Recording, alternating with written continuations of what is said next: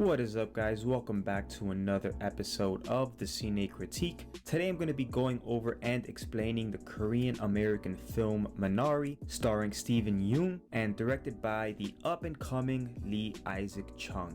But before I get into my explanation of Minari, go ahead and hit that subscribe button if you like this video for more explainers, reviews, and just good content in general. Alright, listen up everyone. Now this here is Mr. Jacob, and this is Monica Yee. Mr. Yee is an expert chicken sexer. He's worked in California and Seattle, so let's give him a big Arkansas welcome. This way.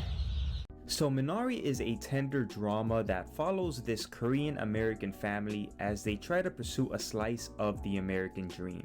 It's set in the 1980s and primarily revolves around the family patriarch. His name is Jacob, and his dream is to build a farm while his family, especially his wife Monica, struggles to adjust to their new life in rural Arkansas. The movie ends with the disclaimer that the film is fictitious and any resemblance to real people is purely coincidental, but as many fans know, the story is also based on the childhood of director Lee Isaac Chung.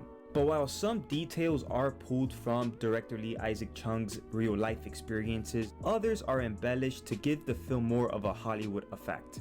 Like Lee's real-life father, Minari's Korean immigrant father, Jacob Yee, uproots his family from California to follow his dreams of owning and operating a farm in the heartland of America. But while the Yee family in Minari moved to Arkansas from California, Lee's real family was originally based in Denver, Colorado, where his parents also worked as chicken sexers. Like David in the movie, Lee moved to a trailer in rural America when he was a kid. Although many of the movie's plot points didn't really happen to Lee, he did mine his childhood memories for many of the details about growing up in Arkansas, including the financial struggles of his family. In the movie, as well as in Lee's real childhood, the young boy's grandmother comes to live with the family and brings Minari seeds with her from Korea.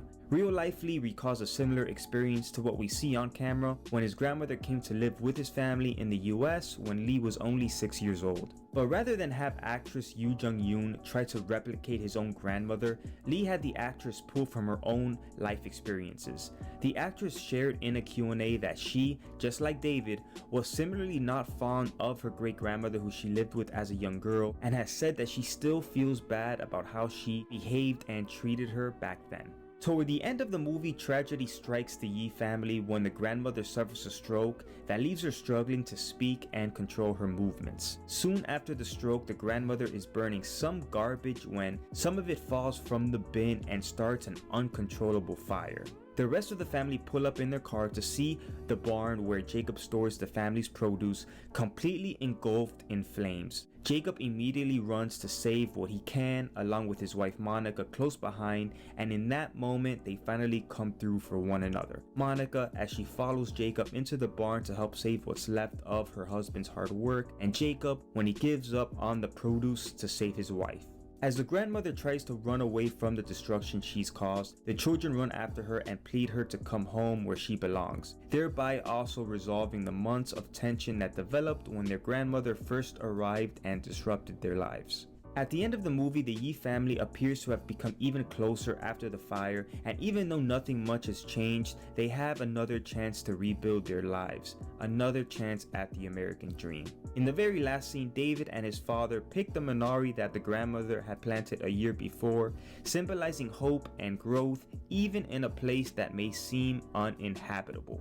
Guys, this is one of the best movies that has come out and is a strong Oscar contender. 1 for Best Actor and 2 for Best Director for Lee Isaac Chung. This is a movie that I absolutely adored, and if you're somebody who's trying to pursue the American dream or somebody who's come from a minority family household, this is a movie that you are definitely going to relate to. This is a strong 9.1 out of 10, guys, and I highly recommend you see this movie if you haven't already.